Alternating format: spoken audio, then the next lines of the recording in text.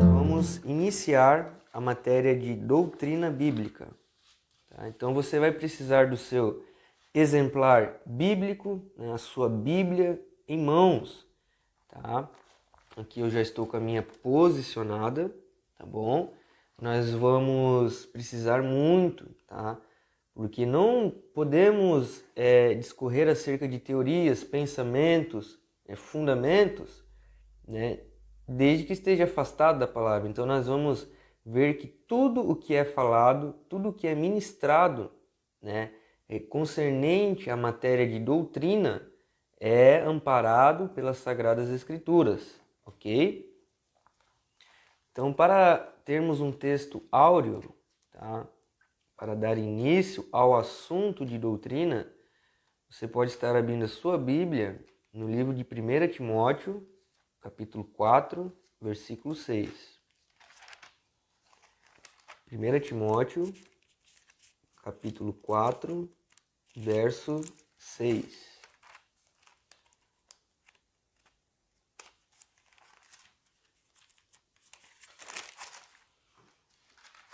Nós vamos ver que o ministro, né, todo e qualquer indivíduo que crê na palavra de Deus, né, ainda que não foi batizado nas águas, ainda que não congregue, tá bom? Ainda que não preste um serviço para com a sua comunidade eclesiástica, esse indivíduo precisa ser formado, tá, na fé e na doutrina, tá bom? Nós vamos compreender o conceito de fé e doutrina, tá?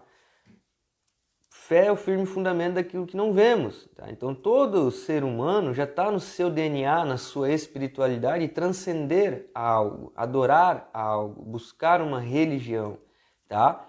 Mas nós não podemos sair crendo por aí em qualquer coisa em nome da fé, em nome daquilo que não vemos. Por isso, 1 Timóteo, capítulo 4, 6, vai dizer, referente, que o ministro é criado na fé e na doutrina. Porque nós vamos ter essa transcendência espiritual e precisamos estar amparados por um livro de regra, de fé e prática, uma bússola, o amparo das Escrituras para ser como regra, como norma, né, como verdade para aquilo que vai nos encaminhar a transcender, né, a nossa religião, a nossa espiritualidade. Basta você ver ao redor do mundo, né, as demais religiões, que todas têm o seu livro sagrado, né? E por vista que as pessoas são bem dogmáticas, bem ortodoxas quanto aos seus livros, tá? E nós vamos ver até um relaxo, uma falta de zelo, né, quanto aos cristãos para com a Bíblia. Muitos ainda falam, para que estudar Bíblia, para que teologia, eu não preciso, isso e aquilo, né? Então isso é ser uma pessoa relaxada, isso é não ter zelo para com o livro sagrado, a palavra de Deus, Pai todo Criador. Tá? Aqui tem uma história, aqui tem fatos reais e que servem como regra de conduta, tá bom? Então nós vamos ver aqui o apóstolo Paulo vai dar uma exortação quanto à fidelidade, à diligência no ministério, tá?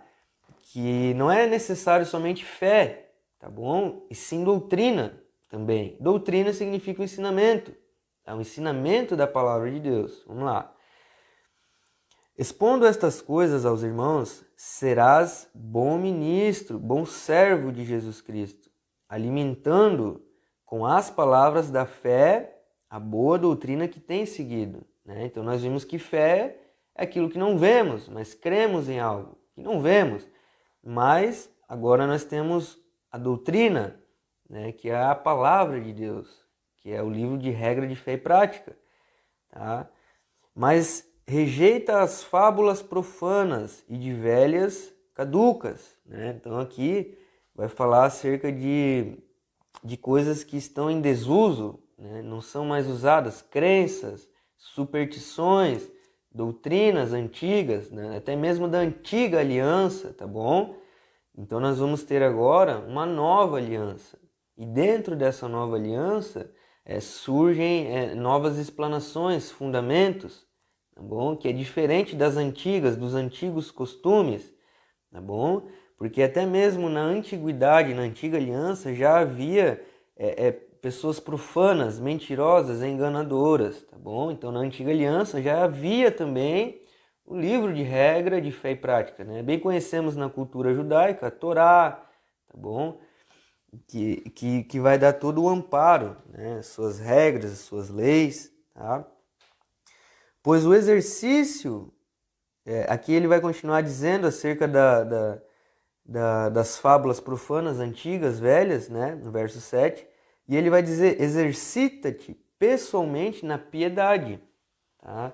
Então nós vamos ver que muitas das tradições antigas, da antiga aliança, são tradições de homens, preceitos de homens, tá bom? Homens antigos, líderes antigos, mas agora Cristo, na nova aliança, surge, né, com seus ensinamentos, a clareza, trazendo clareza acerca das sombras, tá? Isso é Hebreus 10, 11, né? A clareza acerca das sombras da antiga aliança, tá bom? Né? Então não tinha como conhecer na totalidade a verdade com clareza, tá? Mas Cristo na nova aliança traz essa clareza, tá?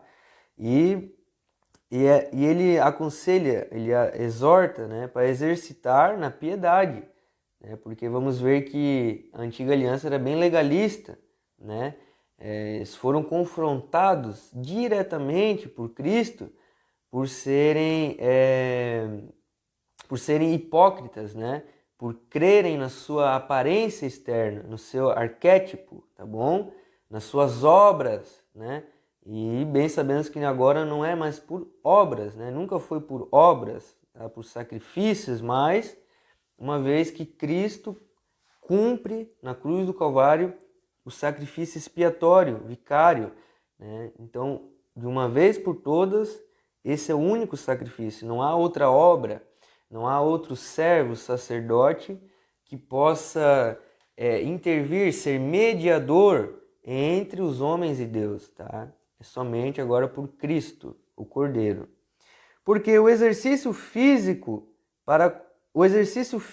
as coisas físicas, o estereótipo, as coisas externas, para pouco é proveitoso, mas a piedade para tudo é proveitosa, né? Nós estamos falando aqui de uma aparência de piedade, né? Não basta vestir-se como crente, ter uma aparência de crente, sendo que o seu interior é podre, né? Vamos pegar o exemplo que Cristo falou, chamou os fariseus de sepulcros caiados. O que é um sepulcro caiado? Né? Por fora ele é bem pintado, né? De cal, branquinho, bonito, né? Mas por dentro cheira mal, tem podridão, tem morte, tem sujeira, né? Então não basta, no verso 8, né? Como ele diz, o exercício físico, a aparência de piedade pouco é proveitoso, mas a piedade, né? O sentimento, né? O espiritual é muito proveitoso, porque tem a promessa da vida e agora é a que há de ser, né? Cristo ele já pregou, ele já ensinou no Sermão das Bem-aventuranças, tá? Sobre os pobres de espírito, os mansos de espírito, né? Aqueles que hoje choram, tá bom? Mas serão exaltados, né? Irão ver o seu mestre, né? Acordarão na glória. A palavra ainda vai dizer que Cristo veio para os doentes, não para os sãos. Tem muita pessoa que se intitula santarrão, é perfeito, santo, vaso de honra, né? Mas não é bem assim que funciona, né? Vai acabar caindo, né? Pecando na soberba, na avareza, né? Na hipocrisia, né? Assim como os fariseus, se garantindo baseado em suas tradições, em seus preceitos e estatutos de homens, tá bom? E não amparado pela doutrina fiel de Jesus Cristo e dos apóstolos que estamos aprendendo agora, né? Fiel é esta palavra digna de inteira aceitação, né? Toda a palavra de Deus é útil para o ensino, para a correção, para o conselho, para toda e qualquer causa. Nós vamos encontrar a solução na palavra de Deus, né? Então, não precisamos crer em gurus, né?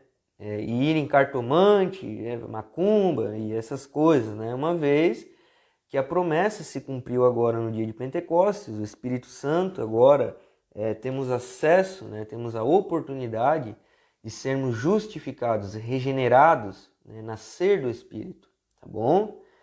Então, nesse texto áureo de 1 Timóteo 4,6, nós vamos ver que o ministro, o servo, todo aquele que professa a fé na palavra de Deus e em Jesus Cristo, precisa crescer, ter uma qualidade de instrução, tá? Tanto na fé, nas coisas que não é visto, né? Que não podemos ver, palpar, né? Apenas cremos, que transcendemos espiritualmente, porém necessitamos de um livro de regra, né? Que é a doutrina, o ensinamento, tá bom?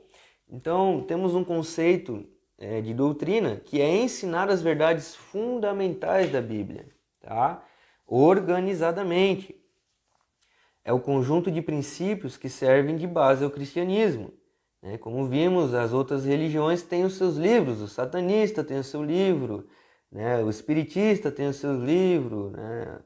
Os muçulmanos, budistas, todas as outras religiões têm os seus livros, tá bom? Então o cristianismo também tem o seu livro sagrado, né? E se você for comparar, e você tem que concordar, se você for ver as outras pessoas lidando com os seus livros sagrados, é lindo de ver como eles são reverentes, têm temor, têm respeito, têm zelo, capricho. E agora tem muito cristão que pega a Bíblia, né, e fala para que estudar, para que ler, né? A Bíblia está ali empoeirada na estante, pega 2 ou 3 vezes na semana, vai lá na igreja, abre, logo fecha, bota no banco, volta para casa, larga, né? Então, para você ver a seriedade, né?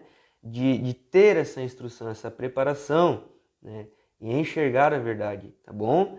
Então, nós vamos ver que esse livro de regra de fé e prática, ele vem desde do ensinamento para a pregação, para a evangelização, para a opinião de liderança, né? Então o líder, ele quer dar a sua opinião, ele quer, eu acho, eu penso, eu creio, né? Então ele só pode achar, ele só pode crer, ele só pode dar a sua opinião desde que esteja dentro da Bíblia, tá bom?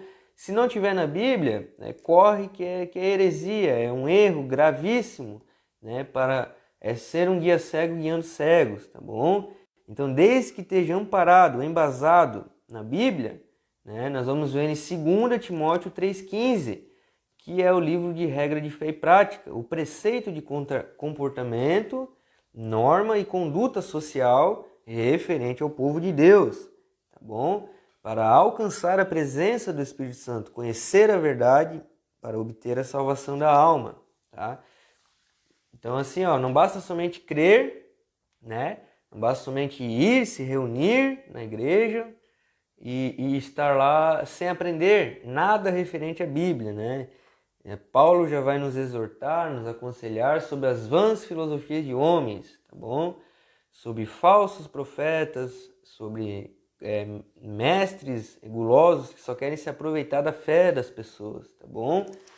Nós vamos ter um exemplo aqui de que muitas pessoas compreendem, né, que doutrina, a palavra doutrina, né, se limita somente a uso e costume, né?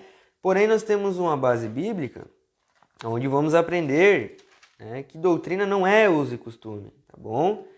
Doutrina, essa concepção de doutrina que é uso e costume, nós vamos ter um exemplo em Mateus 15, tá bom? Você pode estar abrindo a sua Bíblia em Mateus 15, né? Nós vamos ver aqui uma bronca aqui, vamos ver aqui uma treta de Jesus Cristo aqui, quanto à tradição, né? O costume, a doutrina, tá bom? Então nós vamos ver que a tradição dos anciões e o que contamina o homem, tá bom? Então é Mateus 15, tá bom? Versículo 1 em diante. Então vieram de Jerusalém a Jesus alguns fariseus e escribas e perguntaram: por que transgridem os teus discípulos a tradição dos anciões? Por que não lavam as mãos quando comem? né? Então aqui foi questionado. Por que eles não seguem a regra? Por que eles não seguem a lei? Né? Agora ali dos judeus, dos fariseus ali, né? Então ele, porém, lhes respondeu: por que transgrides vós também o mandamento de Deus por causa da vossa tradição? Tá vendo? Então nós vamos ter aqui um exemplo, tá? Que é possível sim uma tradição humana, uma visão humana, um entendimento humano, ainda que seja em prol de uma regra de conduta, estar transgredindo a vontade de Deus, né? Sendo legalista, vamos botar um exemplo, né? Botando fardos nas pessoas, uma vez que conhecemos o conceito do que é graça, né? O favor imerecido de Deus, né? Então, continuando, porque Deus ordenou: honra teu pai e tua mãe. Tá? Então aqui nós vamos ter um exemplo. Por que Jesus está falando aqui do exemplo, né? Honra teu pai e tua mãe? Porque logo em seguida ele vai falar a respeito de uma regra, de uma lei, né? Que é o Corban. Tá? Então ali eles tinham essa regra, tá bom? Que eles levavam na íntegra, que funcionava assim, ó. Se você consagrasse algo a Deus, tá bom? E, por exemplo, ali o seu pai, a sua mãe precisasse de uma ajuda, né? Você não ia ajudar o seu pai, a sua mãe, por conta que aquele objeto, aquela situação, vamos supor aquele dinheiro, na época, vamos pegar ali aquele trigo, aquela farinha, aquele óleo, né? Aquele incenso, aquela comida, vamos pôr assim, né?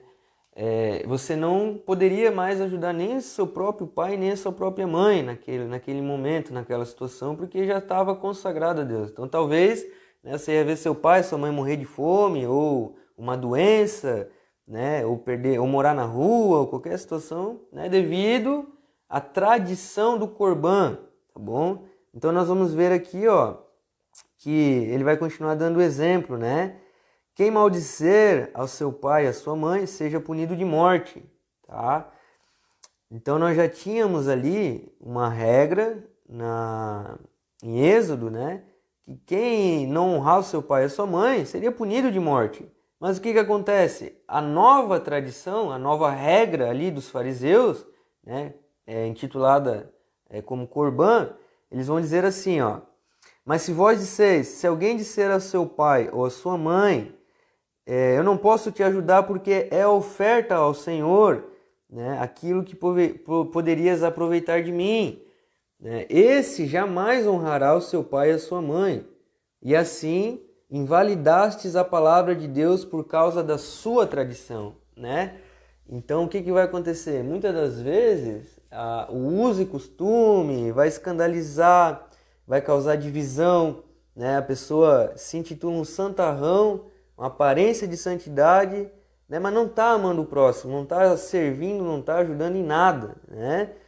Por causa dos seus costumes, das suas regras, né? Causa preconceito, né? Causa divisão, né? Não causa uma boa empatia, não causa uma boa conexão com o seu próximo, tá bom? No verso 7, hipócritas, bem profetizou Isaías ao vosso respeito, dizendo: esse povo honra-me com os lábios, né? Mas o seu coração está longe de mim. E em vão me adoram, ensinando doutrinas que são preceitos de homens. Tá? E tendo convocado a multidão, lhes disse: ouvi e entendei. Não é o que entra pela boca que contamina o homem. Tá? Então presta atenção aqui.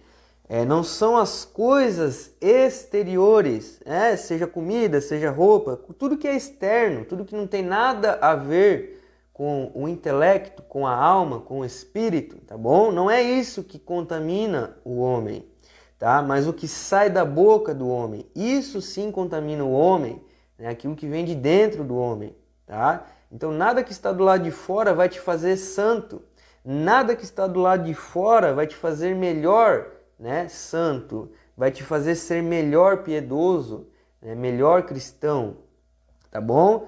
Mas como nós vimos em 1 Timóteo 4,6, a fé e a doutrina era para praticar o que? A piedade, tá bom? O espiritual, a piedade, o amor, tá, ao próximo. Ainda que Jesus uma vez já simplificou toda a lei, né, que depende os profetas e a lei depende tudo do quê? Amar a Deus acima de tudo e o teu próximo como a ti mesmo. Então, muitos usos e costumes, muitas tradições de homens vai causar essa divisão, né? Vai causar esse afastamento, né? Que desagrada a Jesus, desagrada a Deus, porque acaba limitando a aproximação, a conexão com o teu próximo, tá bom?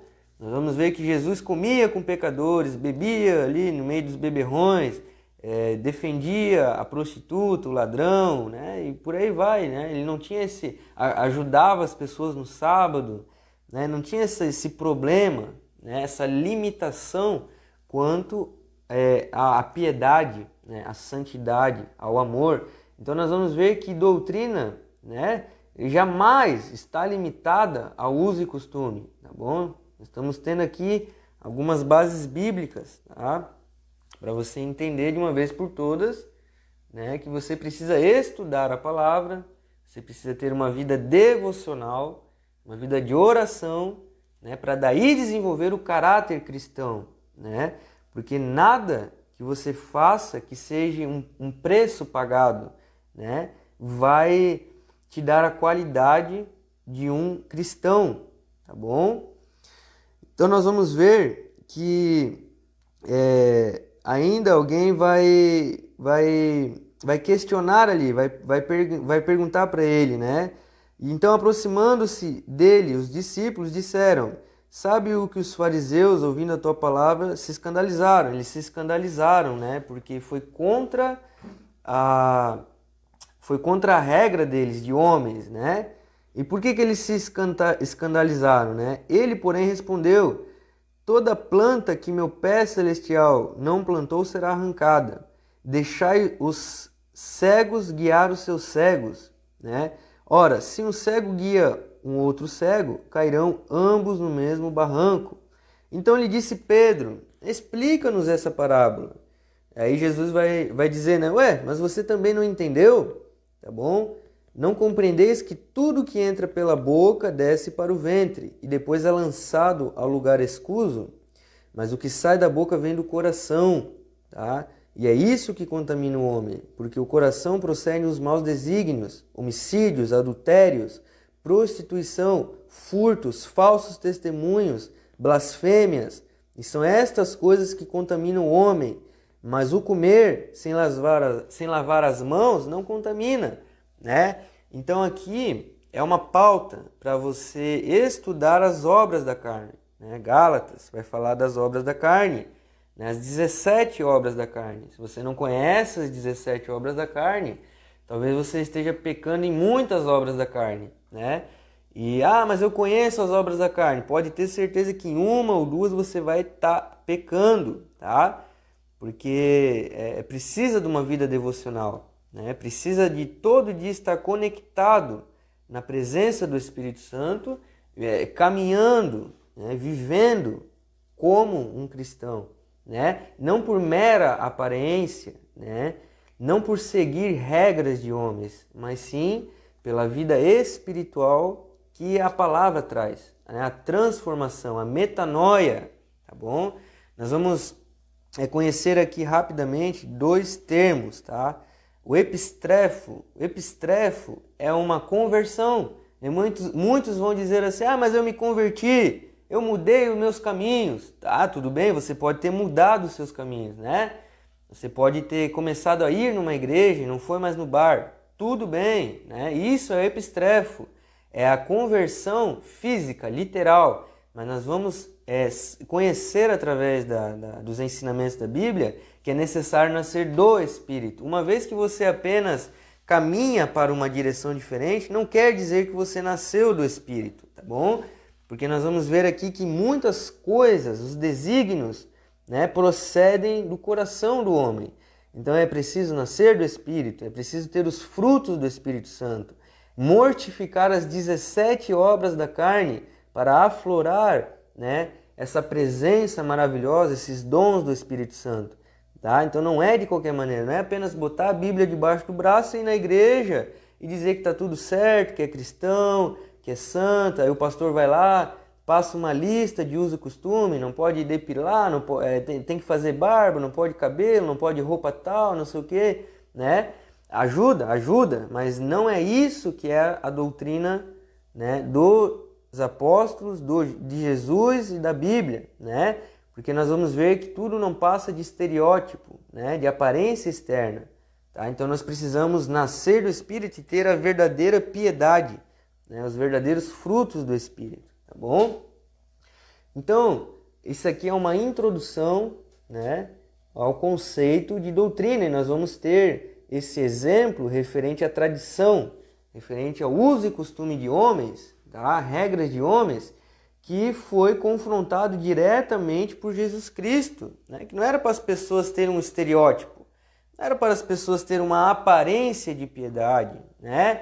E por conta disso, negligenciando muitas das vezes o amor ao próximo, o auxílio, o servir ao próximo, né?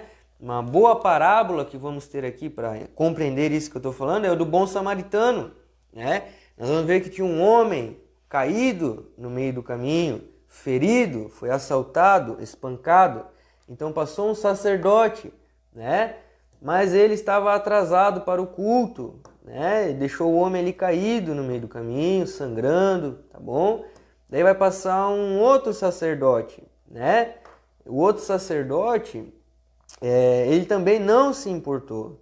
Ele não se importou porque estava mais preocupado com os seus afazeres, né? Seguir as suas regras, né? Dentro da sua sinagoga, da sua comunhão ali com os irmãos, através de seus líderes, e deixou o próximo caído à beira do caminho, né? Mas daí vai vir aquela pessoa que talvez não era sacerdote, não era líder, né? Talvez nem se vestia como um sacerdote, talvez nem falava as coisas da lei, né? Mas porém, o que ele fez?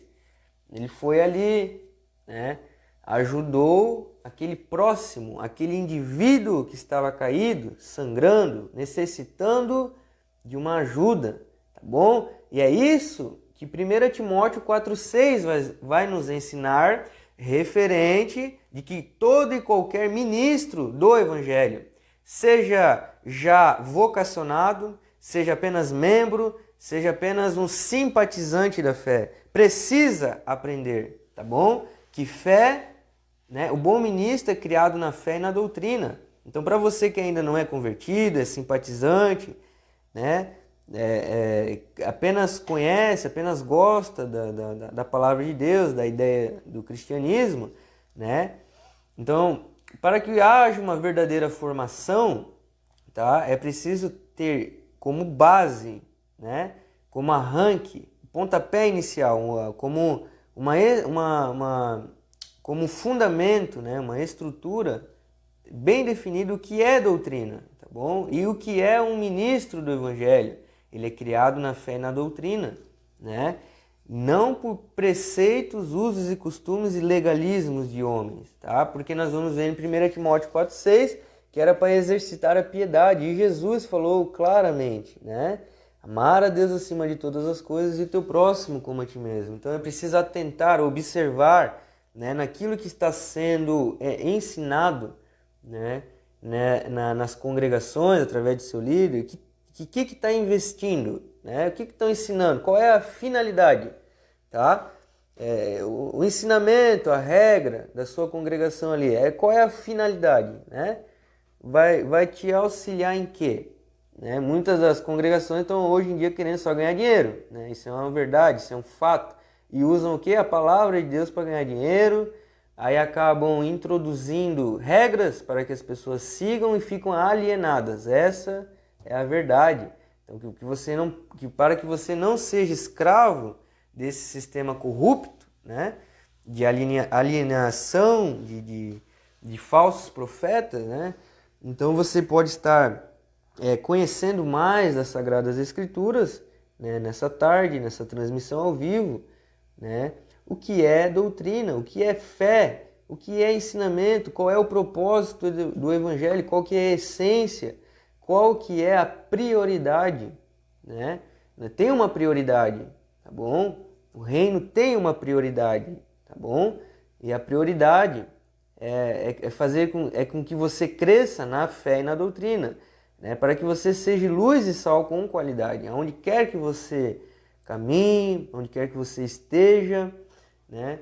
Que você possa estar influenciando, né? Conhecendo, sendo iluminado os teus passos pela palavra de Deus, tá bom?